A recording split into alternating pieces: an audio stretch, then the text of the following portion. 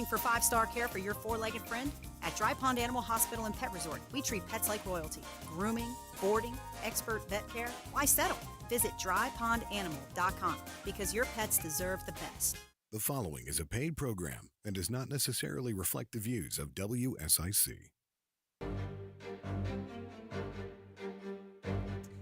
Hello, Lake Norman.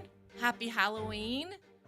We're here with another show of the Mooresville, the Scoop with Firewire Dan, and we also have Preston Hagman with Operation HELO. If you guys remember, Dan has been a part of that operation, and Preston was on a few weeks ago. Just last week. Was it? A few weeks ago. A few weeks ago, yeah. Couple, three, whatever. Anyway, they did some work last week, and that's the reason, if you guys are listening in, we did not go live or have a show last week. I think we ran a rerun because these two had a big week last week, and we wanted to talk with Preston about, because this is one of my favorite topics. I just love what you guys do. So we wanted to bring this powwow back together and chat about what you guys did, and it's pretty timely considering, what was the one in Jamaica? Melissa. Yep. So anyway, talk to us a little bit about what Operation HELO did last week, and anything y'all know about any efforts in Jamaica. Dan, why don't you start off? All right, sounds good. So, yeah, as Jamie said, we weren't on the air last week. Preston and I had just gotten back from the mountains working with the operation up there. We were up in Yancey County at the South Toe River. There was a county-run campground. Do you remember the name of the campground? I can't. I do not know. I want to say Precious, but I know that's not right. But something like that. Right. Campground. And this campground was absolutely devastated by the hurricane. Mm-hmm. It was a beautiful campground. If you look at the Google photos of it prior to the hurricane, just gorgeous. And the county did a good job running it up there by the looks of it. But as the hurricane came through, there were tons of campers up there that were camping, and thankfully some of those campers had left prior to the storm. It sat right on the South Toe River, and unfortunately, the ones who didn't leave, multiple people were deceased out of there, and two of them are still missing today. A grandmother and her grandson. I think 13 years old is the boy, and obviously the elderly woman. But we were up there with the operation, along with Yancey County Emergency Management and FEMA, to pull trailers that were still in the South Toe River. So we had coordinated with a private Black Hawk helicopter, along with our Robinson helicopter, and we were tasked with pulling those out of the river. So Preston, why don't you talk about a little bit about what you and I were doing up there, along with more of, you're the helicopter and pilot guy that knows a lot more about that operation as well. So go ahead. So Dan and I coordinated all the ground and air-to-ground radios for the operations, and we were doing 20 lifts a day, flights a day from the helicopters. So quite a few. We pulled out 24 trailers, and when I mean trailers, these are 42-foot fifth wheels with all the steel, and we were maxing out the load of the Black Hawk as well. So Dan actually got to have his first ride in a helicopter, and his first helicopter ride was in a Black Hawk. Yeah, that was awesome. It was pretty cool. And then we had the RR-44 there as well, and we actually got it to a good system where the Black Hawk would have the long line, and we had the rigs. So we had 3 different rigs of straps and chains, and we had 2 guys in the river rigging up all the stuff for the long line. So they would rig it up, and then the Black Hawk would come in, they'd hook it up, Black Hawk would come back, drop the line, they'd move on to the next one, rig it up, and so we'd have this whole rhythm going, and we used the R-44 to bring the rigs back to the guys in the river. So that way the Black Hawk didn't have to waste time, because it was a big, expensive helicopter to use just to drop lines. So our R-44 was going back and forth on a regular basis, just waiting for it to happen. Did you guys say already my brain is really slow? I was yawning on the way here. as these guys can attest to. But so y'all are pulling trailers? Yeah. Right. How many? You know, Did you it's say funny. how many? I think 24. We ended up total. with 24 total. Wow. Yeah, and then we pulled out 3 golf carts, I think it was, and a motorcycle. Yeah. Oh, So, man. You know, it was really cool to go up in that helicopter. When we had a hard time finding it when we first got there. They kind of landed in some field on the side of a mountain. And, We drove by it twice. Yeah, we literally drove by because we couldn't see it. But we finally found it, and Preston goes, "All right, well, if you don't mind, we'll just go up with you and we'll scope out what we need to do." And they're like, "Yeah, but we can't take both of you." And I'm like, "All right, well, I'll just stay back." I didn't think anything of it. And Preston, you know, being the good dude he is, "Well, go ahead, Dan." He said You know? Dan wants to get on a helicopter. I was super excited inside, and I tried to stay cool, calm, and collected because I didn't want these like military dudes to see me all excited about riding in their helicopter, you know. And the inside, I was jumping, you know. But I've seen a Black Hawk before. I think that one landed at Mooresville High School whenever I was working at the newspaper or something, and I think I covered that. Those Gotcha. things are powerful. yeah, they put me right in, and you know they put straps over you, and then they got straps that go around your legs. And what these straps allow you to do is stand up and move around. So as we're flying, scoping out all these trailers, you know, you could stand up and lean out the windows. Oh my gosh. And not fall out. And not fall out. Yeah, exactly. So it was super cool. I had a blast. Yeah, I And then- figured 4,000 hours of flight time for me and 0 for Dan. He needed You to gave go. him Yeah. some. You know, being in emergency services, you load, you know, people into helicopters, patients for accidents or whatever the case may be all the time. And, you know, it's a whole different thing when you're actually climbing onto it now instead of just loading and running away, you know. So it was kind of cool, and had a blast. And then the next day I was up in that R-44 quite a bit, dropping chains and ropes, and it was a lot of fun and a lot of learning too. I mean, what we learned from the communication side was invaluable for that terrain. Yeah, Yancey County, it has its own challenges just with the valleys. And I mean, you can't hear a helicopter half a mile away in the next valley, and you can't communicate with them.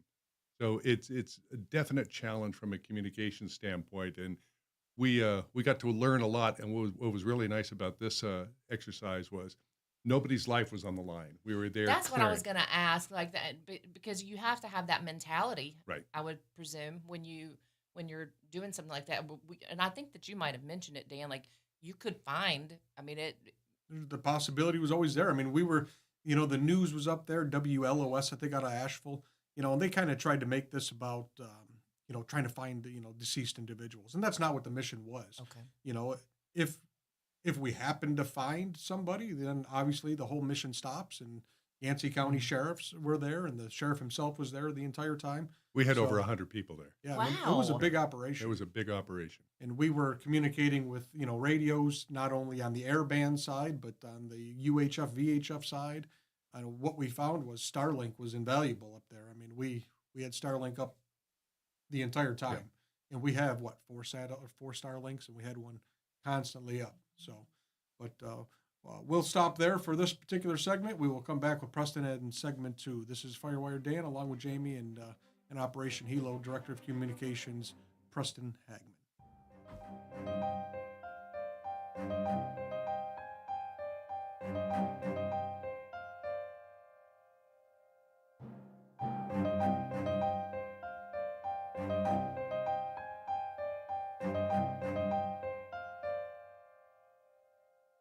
Investigative, uncompromising, unafraid. We'll be right back with The Scoop, hosted by Jaime Gatton, only on WSIC. Local starts here. Well, no spooky weather around here. A beautiful Halloween around Lake Norman. Plenty of sunshine. We're into the mid-60s for the afternoon, and then cooling off through the 50s as we go through trick-or-treat time tonight. So for the kiddos, the costumes should feel pretty good walking around outside trick-or-treating. Heading into the weekend, plenty of sunshine. We're in the mid-60s both Saturday and Sunday. That's your forecast in the WSIC Weather Center. I'm meteorologist Chase Myers. Dreaming of a new home or a better rate? At O'Brien Home Loans, our team of independent brokers find tailored solutions that truly fit your life. Proudly serving North Carolina with honest advice and local heart. Visit O'BrienHomeLoans.com today for a free quote. Here is your WSIC community calendar. The 500 Club in Statesville is having their Thirsty Thursdays tournament on October 30th, beginning at 4:30 p.m. Call 704-872-9990 for more information on tee times, putting lessons with their golf pros, and league tournaments. Let's do the time warp again. On Halloween night, WSIC is bringing the Rocky Horror Picture Show to the Charles Mack Citizen Center in Mooresville. This cult classic movie will be shown in the Knox Auditorium along with a shadowcast. The VIP experience begins at 6 p.m. with showtime at 8. Come dress up and be prepared to sing and dance along. It's just a jump to the left. Tickets are on sale right now at WSICnews.com.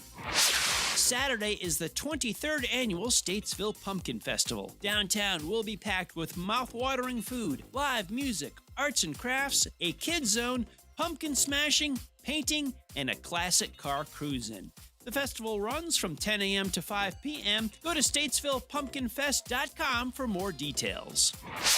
The dirt track at Charlotte Motor Speedway presents the World Short Track Championships on Friday and Saturday. And then the World of Outlaws World Finals are November 5th through the 8th. Click on CharlotteMotorspeedway.com for more information.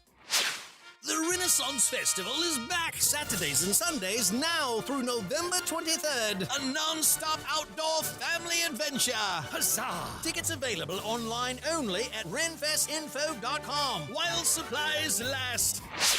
Stay up to date and find out about local events, job opportunities, real estate information, and more. Visit liveworkplaylkn.com and sign up for the weekly newsletter. That's liveworkplaylkn.com. Ready to take control of your weight with real medical support? At Renew Specialty Group, we offer semaglutide, tirzepatide, and now retatrutide with complimentary consultations, personalized plans, and real results. Visit RenewHealthWellnessNC.com. Your transformation starts here. Hard questions, real answers. The Scoop continues with Jaime Gatton. WSIC, local starts here.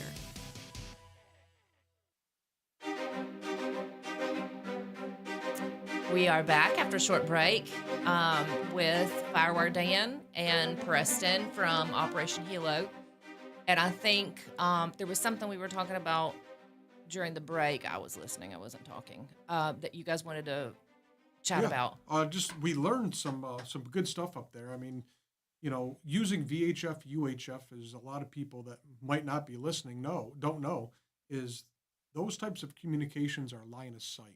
So if you I was just going to kindergarten terms. So line of sight means if you have a straight path to somebody, your UHF and your VHF radio will typically work, and you'll be able to communicate. Okay. But what we found up in where that campground was, and where we were working with the people in the field, there was a huge mountain. Here we were, and here's the mountain right next to us. And we had zero communication. It literally blocked us. With the guys on the ground. With the guys on the ground. As long as the helicopters were airborne, we could talk to them, but we couldn't talk to anybody on the ground. So one thing that Preston had brought up to me while we were there, he's like, man, we need an airband repeater. And I said to Preston, I go, man, I don't think there is such thing. I go, how are we going to transmit an AM signal, which you know, your AM radio in your car uses that type of modulation to ground crews who are going to be on FM. I go, I don't see that working, Preston. Well, Preston did some digging one night, and about 2 o'clock in the morning, I think it was, I got a message from him and said, hey, I found it. And so we researched it. I called my contact at ICOM, and he admitted he didn't know much about that particular piece of equipment. And he got me in contact with some of the people at ICOM, and I talked to him, and Preston made a few phone calls to other people. And what we found is, yeah, they do make it. And so now we ordered it. It'll be here late Monday. I think it'll be here. It will now allow us to talk on AM, which is where aircraft operate, and that'll cross mode it to our frequencies on the ground, which are FM. So this is going to be a really cool piece of technology, and this would have been invaluable to us in the mountains if we already had this, but we didn't know anything about it. So Preston and I put our thinking caps on. We found it, and now we're going to have this awesome piece of 2 o'clock in the morning search. Oh yeah, yeah. It was late. I remember that when the phone dinged. So we're radio dorks. So. Yeah, Listen, that's my normal bedtime. I'm usually up doing the very same thing, which is probably the reason why I'm so freaking tired. You know, it's funny because when we were up there, I said, man, this isn't going to work. I go, well, I guess we're going to have to contact EM and get Viper. So I contacted Yancey County EM, and I said, hey, can we get a statewide events channel on the Viper system, which is the statewide radio system on 800 megahertz, 7 and 800 megahertz. And that's the same system Iredell County uses as well. And EM was great. They provided us radios. They worked great at the campground. We were able to talk. And then they told us, oh, they don't work in the mountains. Yeah, literally. Because as soon as we got to where they were working, you know, I went on the helicopter and they dropped me down there. Didn't work. That's wild. Didn't work. And then Preston, you know, when I got back, he kind of made fun of me. He's like, and you didn't grab an airband radio? I said, I didn't even think of it. He goes, Dan, you are the communications. You're the radio guy, you know? And it was just kind of funny because, you know, I'm sitting there watching the helicopter and I'm like, I wonder what he's doing. Is he going to pick me up anytime soon? You know, if I had a radio, I could have asked him, you know, but I didn't. So it is what it is. But anything else you want to add to this, Preston, today? No, like I said, it was a great experience that no lives were on the line. So we were able to try a bunch of things and work out procedures that we needed to do for future. And again, without any lives being at stake. So it was 3 days of invaluable training and real world training, and also working with all the other operations. Yep. I mean, we had 100 people, 3 different divisions of people to work with. So that was invaluable. So it was a good lesson. One thing I wanted to say, you know, there was really one touching moment. You know, we worked from 7:30 in the morning till pretty much 7 o'clock every night when we were up there, you know, dusk to dawn.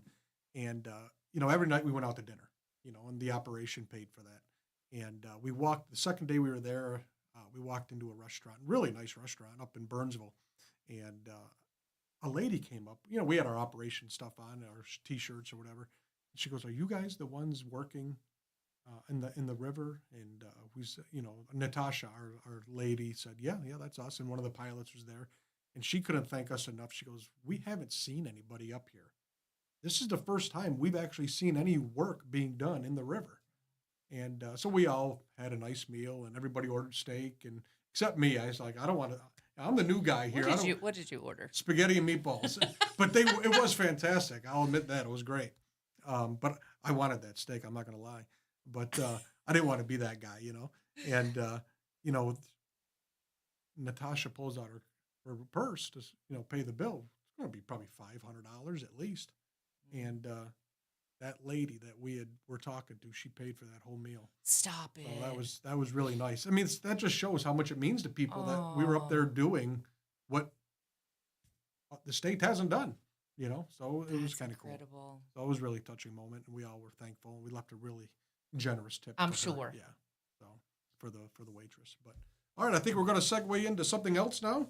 Preston, we thank you for coming in today and talking about everything we did up there. And I appreciate you guys so much. One other thing I just wanted to mention. So I was just in our office right now, and our team from Operation HELO is well, our leader, Eric Robinson. He's packing up right now, and he's flying to Jamaica. We already have a bunch of supplies being delivered there as well, and other organizations that I work with too. They've got multiple airplanes, and so this week is going to be very busy with our whole wide team going to Jamaica to deliver supplies.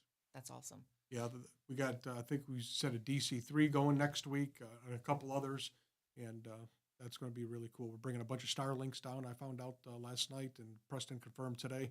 We're going to have a bunch of internet access going up down because cell phone service is non-existent, especially in the western side of the island. Yeah, right that now. got hit the hardest. Got hit real hard. So, all right, Jamie, we're going to segue over into you. You got some information regarding Mayor Carney and Mooresville, and go ahead. Yeah, we since we were not on the air last Friday, this happened. The Charlotte Observer wrote an article before last Friday's show, but since we weren't here, obviously we didn't cover it.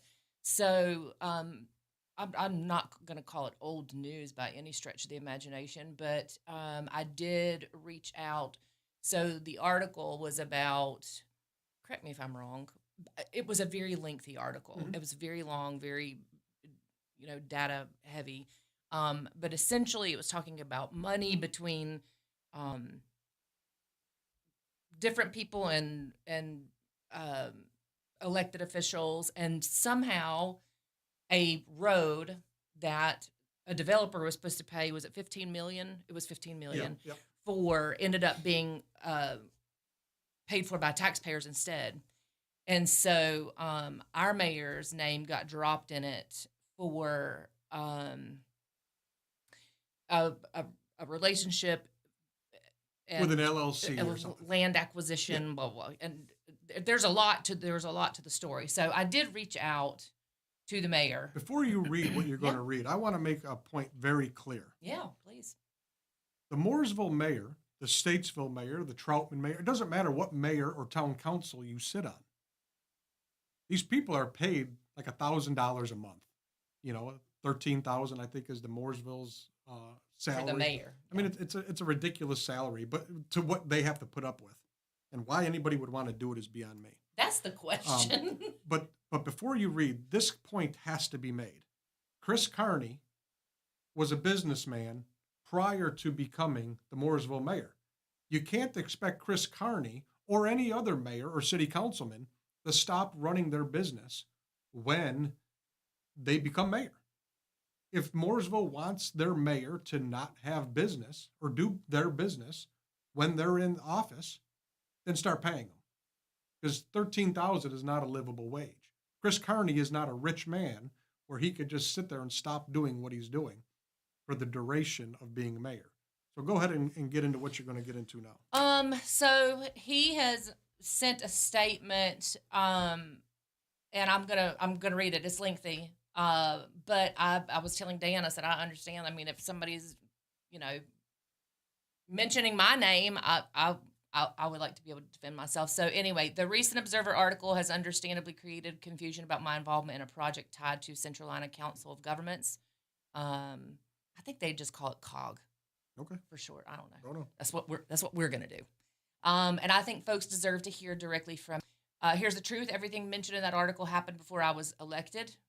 I wasn't in office and had no authority in the town of Mooresville at that time. The town approved the project. State made an appropriation for the road, and COG accepted the appropriation in 2023. As a matter of fact, my opponent in the 2023 November election tried to make something out of the same project, and local journalists disproved it. Then, before I became mayor, I was asked to help pull together an industrial project that could bring jobs to Ardell County.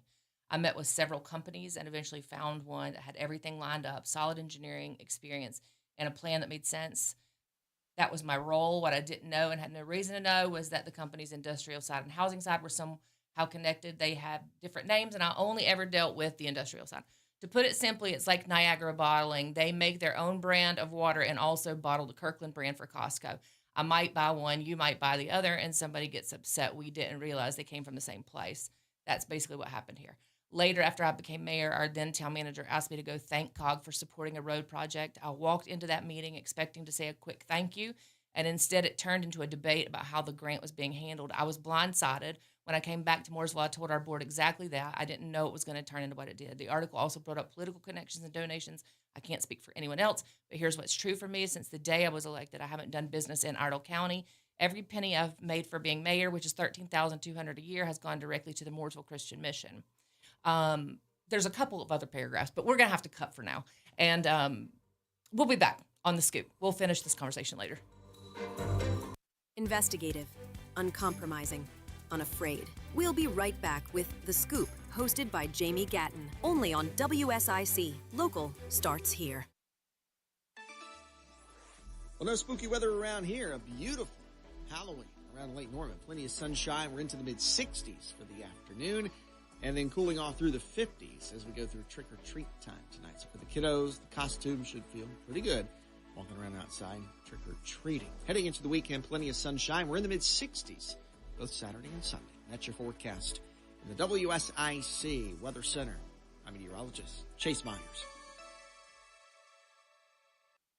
Cakes and cookies, toys and gifts. The Southern Christmas Show, November 13th through 23rd at the Park Expo and Conference Center. Save on tickets at southernchristmasshow.com, courtesy of Kraft Body Scan. The Southern Christmas Show. Hi, this is Bob McIntosh with the McIntosh Law Firm in Davidson. Since 1997, we have been committed to providing our clients with competent, caring, and experienced legal services. Learn more at McIntoshLawFirm.com. Harrison's is the home of Work Western, and wow! For nearly 30 years, our family has been boots on the ground when it comes to work. We have the largest selection of in-stock boots in the Carolinas and the best workwear brands like Harriet, Carhartt, and Wrangler. Find us on Norman Station Boulevard in Mooresville. Take your life by the reins and let the horses at Willow Equine heal and empower you. Located in Mooresville, our services help with trauma, anxiety, depression, and addiction. Love life again. Visit willowequine.com today. Spring has sprung, and so have the savings. Drum Landscape Supply is your go-to for mulch, stone, sand, and specialty plants, and they're offering 50 to 70% off pavers and natural stone. Your dream landscape is just one stop away. Hurry in and save big, only at drumlandscapesupply.com. We speak fluent Fix-It. House Doctors of Mooresville handles repairs, renovations, property maintenance, and more. Ceiling fans, shelves, full room makeovers. We have the experience, tools, and insured background check team to transform your space. 1-year guarantee ensures it's done right the first time. Visit housedoctors.com/Mooresville. Men over 45, do you have a frequent, urgent need to urinate or a weak flow? Do you suffer from an enlarged prostate or BPH? Want to learn about alternatives to BPH medication and major surgery? How? Talk to a doctor about the UroLift system. The UroLift system is the #1 chosen minimally invasive BPH procedure in the U.S.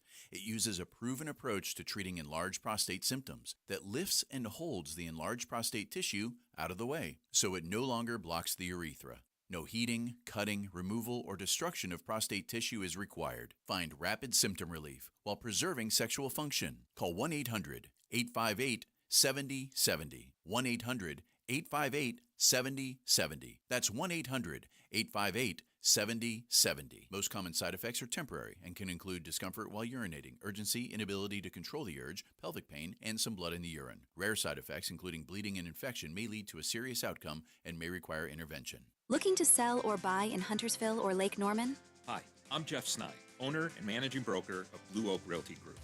Here's the truth. Your needs don't pause for the market. Whether you need more space, less space, or just the right fit, I'll help you create a smart strategy that makes sense for your family and your goals. With over a decade of experience right here in Lake Norman, I know this community, and I treat every client's goals like my own. Call Jeff today or visit BlueOakRealtyGroup.com. Outstanding service, smart moves. That's Blue Oak Realty Group. Make your work easier with Eagle Rentals of Troutman and Statesville. Eagle Rentals has generators, heaters, fans, painting equipment, floor care equipment, pressure washers, lighting equipment, and lawn care equipment. Plus, Eagle Rentals has construction equipment like forklifts, bobcat loaders, backhoes, excavators, and more. Reserve online at EagleRentals.com. That's EagleRentals.com. Friendly reminder, don't brake when you see the lake. WSIC. Local starts here. This is a Bloomberg Money Minute. Oil is rising on reports the U.S. plans to strike military targets in OPEC producer Venezuela. A potential military escalation would impact major economies and may complicate business for U.S. Gulf Coast refiners that rely on Venezuela's heavy crude. The report comes as traders assess the potential impact of U.S. sanctions on Russia's two largest oil producers and prepare for an upcoming OPEC Plus meeting. Meanwhile, Chevron beat earnings estimates as the profits from its acquisition of Hess were included in the results for the first time. Chevron's global production rose 21%, while cash flow from operations was up 20% from a year earlier, despite falling oil prices. Net income, though, of $3.6 billion was 20% lower than the year before. And fellow oil giant Exxon beat Wall Street's expectations for a sixth straight quarter, while increasing its dividend for the 43rd straight year. According to data compiled by Bloomberg, analysts are also forecasting around a 5% increase in oil and natural gas output next year, despite struggling for years with slow declining production. Erica Herskowitz, Bloomberg Radio. The button pushing stops here. WSIC. Local starts here. Hard questions, real answers. The Scoop continues with Jaime Gatton. WSIC. Local starts here.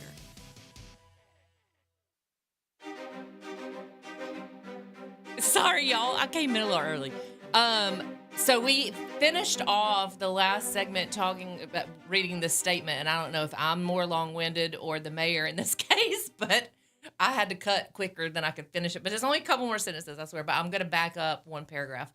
We're talking about the Observer article, and that ran like a week and a half ago. And so he says the article also brought up political connections and donations. I can't speak for anyone else, but here's what's true for me. Since the day I was elected, I haven't done business in Idle County. Every penny I've made for being mayor, which is $13,200 a year, has gone directly to the Mooresville Christian Mission. I think that that's pretty admirable. Yeah.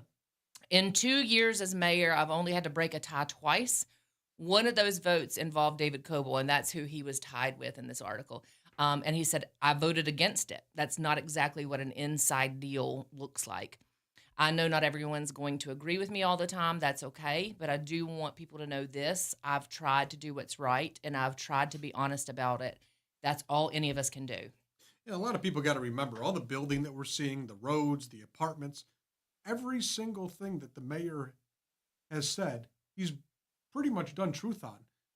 He's not approved all these different apartment complexes that we see going up. These were all done 5 and 10 years ago. There was one early on where he had to break a tie. And that's the one and he admitted to it right there, that he had to break a tie. One he voted against and one that he voted for. But, Well, and his reasoning at the time, if I recall correctly, was the developers by right can build this many houses. This developer came in and halved it, essentially, if I remember right.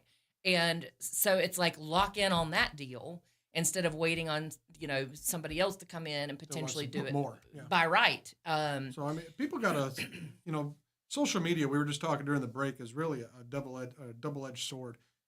People think they have an opinion. Well, they do, but it's typically wrong. And they'll go blast the mayor, then it's like gospel the city truth. council, and they think it's truth. Look at what Chris Carney's done for Mooresville, and it's really good. And we're going to start seeing those benefits in the next few years. We don't see them now because what we're seeing now is from the previous mayor. Well, and I did read, now granted, you got to keep in mind, there are townhouses, there are apartments, there are single family, whatever. But I read the other day that 0 standalone apartments have been approved this year. Yep. And Chris stands by that, and that's good. And then also there's a new policy in place where I think any pitch from a developer has to include, I don't know the specifics, so please don't exactly take my word for this, but it's 25% commercial if you're going to pitch like an apartment, whatever. Yeah. So that's a policy that's going to keep, it's going to bring jobs. Yep. And so I think that that's the goal at least. So anyway, speaking of the mayor, and I'm sorry, I've got a frog in my throat. Speaking of the mayor, he was on here, a couple weeks ago? Yeah. And he wanted to come on air because WBTV ran a piece that week on him about mentioning a potential, like the PBA, the Police Benevolent Association, was asking the state to come in and investigate a supposed DWI check between the chief and the mayor. And that has already been investigated as far as I'm concerned. Internally and externally. Internally and externally. ISS investigators, according to everything that I have been told, found that there was absolutely nothing to it. Chris Carney sat here a couple weeks ago and said there was absolutely nothing to it. So I'm not really sure what a third investigation is going to dig up, but hey, if we want tax dollars to go towards all these freaking investigations, let's go, I suppose. Anyway, though, unfortunately, I got some information earlier this week. Earlier this week, so I emailed this particular gentleman on Saturday the 25th. About a real DWI. Mm-hmm. That's documented on eCourts, the website. And Dan reached out. This is it William Compton? Correct. Yep. Yeah. Another mayoral candidate. So I want to get into the hypocrisy of the press a little bit. I'll do some searching while Dan is talking to find out if anybody has run anything. But it's very interesting to me how we've got a press these days. We want to talk about social media. Well, you have a press these days, a mainstream media, that's going to report on a fictitious, supposedly, according to 2 investigations anyway, a fictitious DWI, but nobody's covered this. Yep.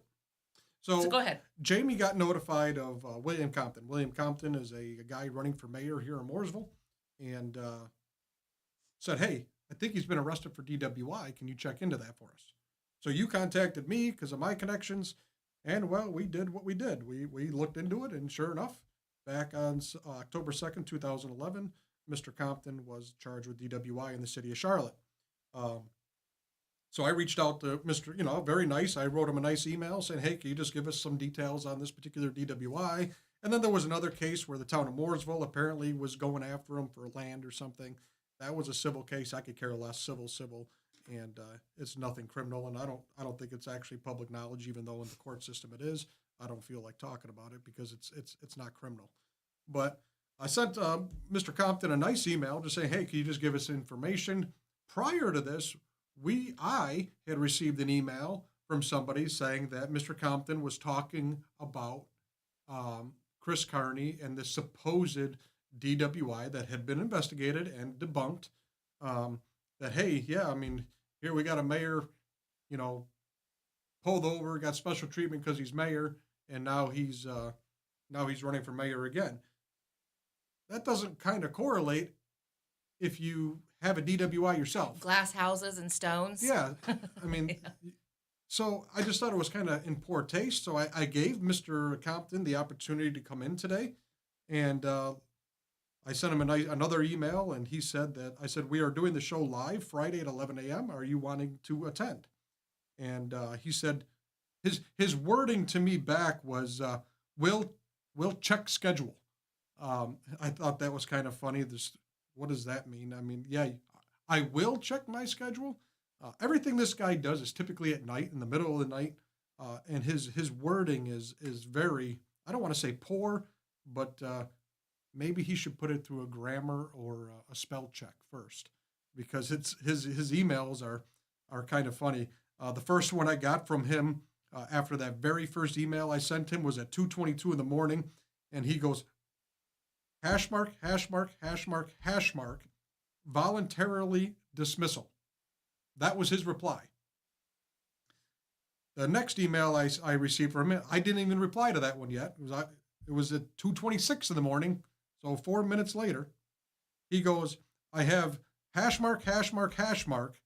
I have no idea about this at all. I am very glad you are showing me this. Sincerely, H. William Compton Jr. So now and then he put his address on there as well. And then it just kept going. And, I tried to get him to come here. He says he said he was in NODA down in Charlotte. And he says, NCLT got the DWI 14 years ago. I remember that completely. Haven't drank any wine since. And do not smoke also. Now the Mooresville case. I do not remember that one. So the town of Mooresville was suing him. And as I said, that was a civil case. We're not going to talk about that. He goes, I do remember the town board suing me over property. I had to hire an attorney, T.C. Holmesley Jr., that case around that time. He's since retired. And then he tried to tell me that he got a DWI for walking, and he admitted to driving. So I don't know. Just don't throw stones at glass houses, I guess. We'll be right back with another important conversation.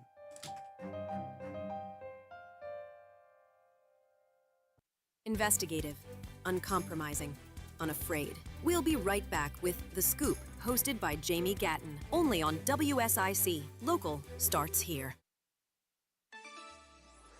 Well, no spooky weather around here. A beautiful Halloween around Lake Norman. Plenty of sunshine. We're into the mid-60s for the afternoon, and then cooling off through the 50s as we go through trick-or-treat time tonight. So for the kiddos, the costumes should feel pretty good walking around outside trick-or-treating. Heading into the weekend, plenty of sunshine. We're in the mid-60s, both Saturday and Sunday. That's your forecast in the WSIC Weather Center.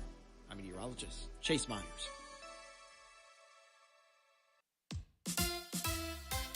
Here is your WSIC community calendar. The 500 Club in Statesville is having their Thirsty Thursdays tournament on October 30th, beginning at 4:30 p.m. Call 704-872-9990 for more information on tee times, putting lessons with their golf pros, and league tournaments.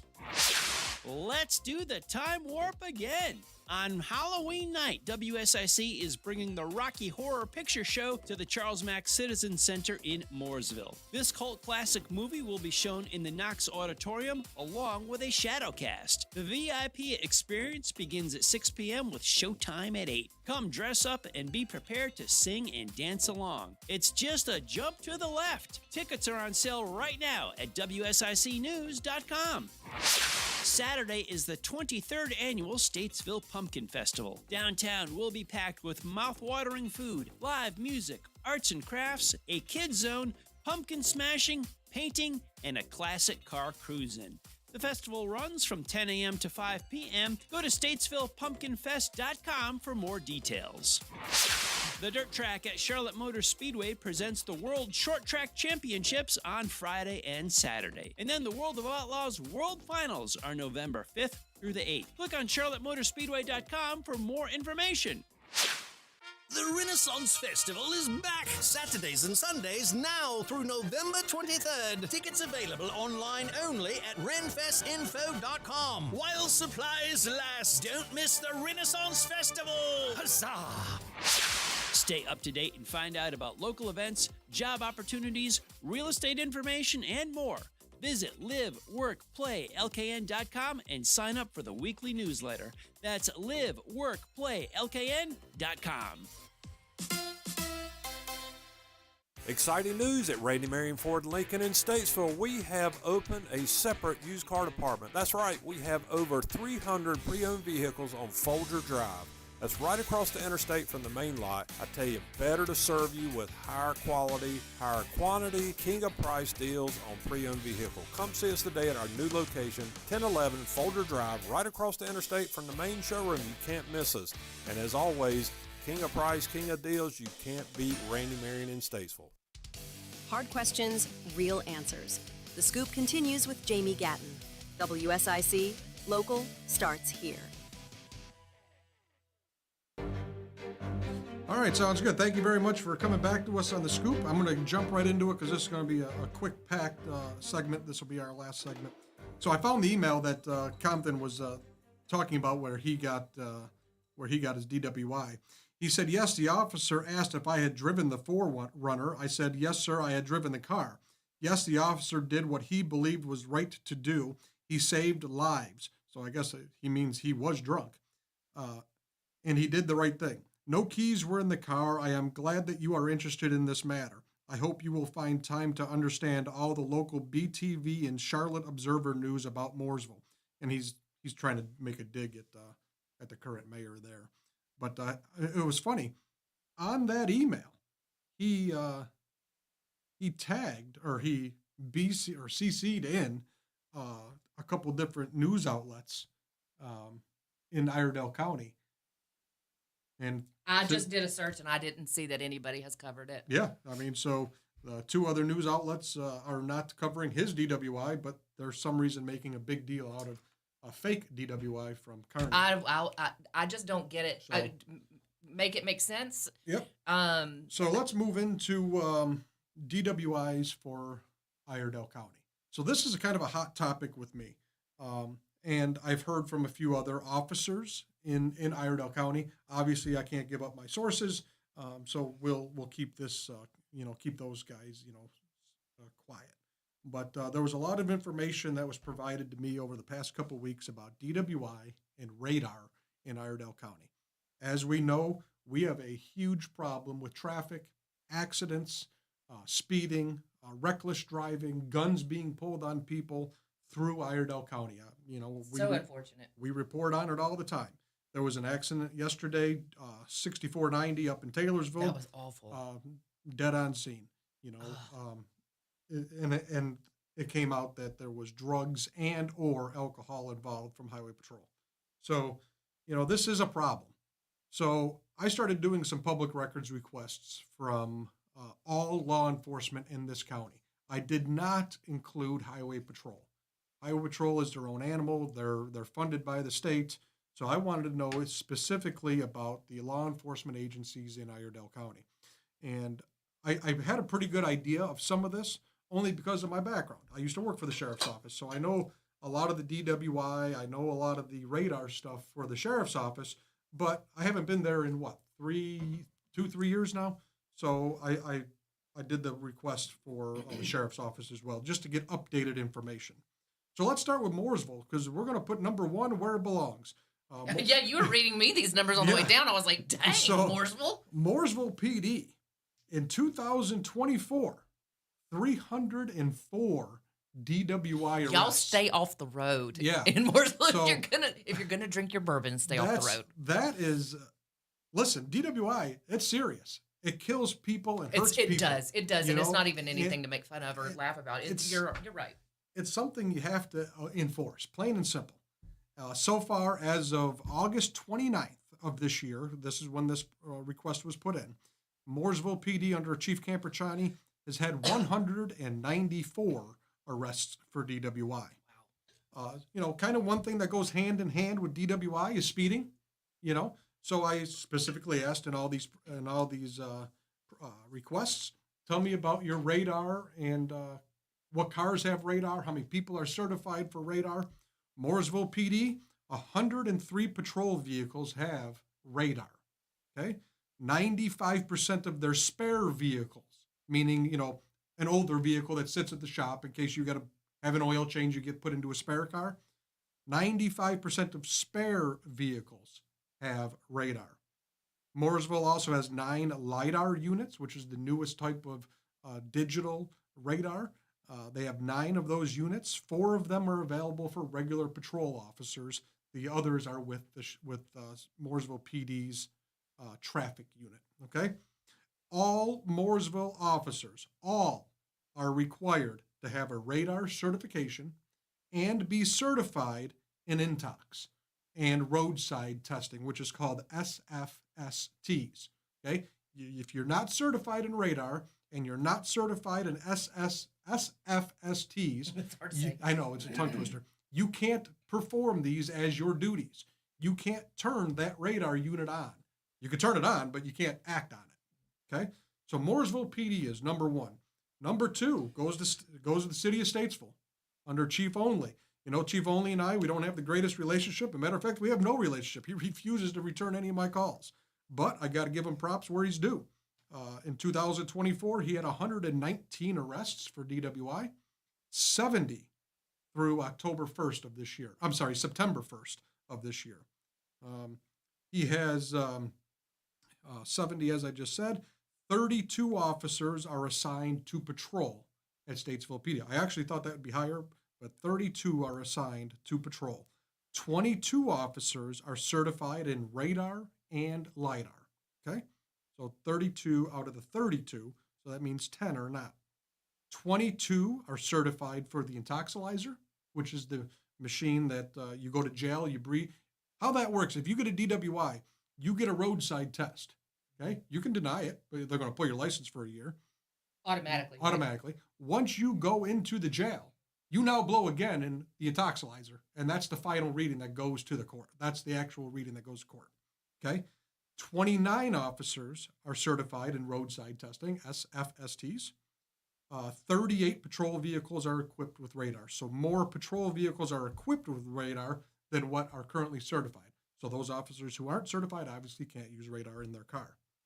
Number 3, this was a kind of a shock. Troutman PD has 38 arrests for DWI in 2024, and thus far through October 6th, when I finally heard back from Chief Watson, there were 36 arrests for DWI in so far this year. Okay? And most people that are listening know that Troutman is very small. Well, I don't know, 3-4 square miles. I don't know. It's pretty small. They have 17 radar units and 2 LiDAR units, which again, the newest type of digital technology. 16 officers are certified to run radar, and 6 are dual certified to run LiDAR. Okay? Chief Watson said a few of the newer officers will be certified shortly, per the chief. And that's another topic we're not going to get into yet. That's for another show. So there's Troutman. And this one hurts me a little bit because I used to be a deputy at the sheriff's office. And, you know, I kind of knew this answer going into this one. But unfortunately, sheriff's office comes in dead last for DWI arrests. In 2024, sheriff's office arrested 27 people for DWI. Can I interject? Mooresville can only do inside the Mooresville town limits. Correct. Troutman, Statesville. Correct. Iredell County. The entire county. Okay, They can do it in Mooresville, they can do it in Troutman and the city of Statesville. They can go anywhere in the county. It's countywide jurisdiction. Okay. And Sheriff Campbell has made that point very clear. You know, when sometimes there's a little banter back and forth between agencies, and you know the sheriff is always like, "Hey, listen, it's Iredell County. Your town is in Iredell County. We have jurisdiction there as well." So, 27 in 2025, or I'm sorry, 2024, 33 in 2025 thus far. I did reach out to the sheriff's office. I'm just going to read you what they wrote me. I asked how many current deputies are assigned to patrol. Sheriff's attorney, Adam Dillard, reached back out to me. He said 85, roughly 85.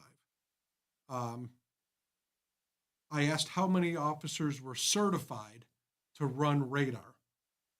He says, we do not have a document that lists the total number of folks with this. I don't know. Maybe they don't, but I would think that would have to go in everybody's certification file. Mooresville, Troutman, and Statesville answered that pretty easily. And then I asked how many cars have radar, you know, like I got from everybody else. And he said, this is a security sensitive issue as the amount of units in cars is less than the number of cars. We do not want to risk the safety of the motoring public because someone decides to roll the dice and speed past a patrol car, gambling on whether it has radar in it. So I said back, thank you for the information. I'll base my information on what I know at my time at the sheriff's office. And here's what I wrote. There were no road patrol deputies with radar, but one sergeant on the 40s. That's one of the shifts. We call it 40s, 50s, 60s. Neither the warrant squad nor civil division is equipped with radar. I know that some ICE and some ACE team members have radar. Additionally, at least one COPS member has radar, but was recently promoted to CID and will be given an unmarked vehicle upon his transition to his new role. All new patrol vehicles being outfitted for the sheriff's office are deployed without radar. Radar units are removed from older vehicles and installed into newer vehicles for the ones who utilize radar. Please correct me if I am wrong. And there was no reply. So it hurts me to say, it is what it is. The towns are doing a bang up job when it comes to DWI and radar enforcement. I know a lot of people think that's not a really cool thing to do, but when we have the issues we have in Iredell County with traffic, with accidents and all that, we need to push forward, and hopefully maybe that'll change at the sheriff's office. But this has been Firewire Dan with Jaime Gatton, Preston Hagman with Operation HELO. We appreciate you guys. We'll see you next week. Serving you better than ever before. 105.9, 100.7, WSIC, Statesville, Mooresville, North Charlotte.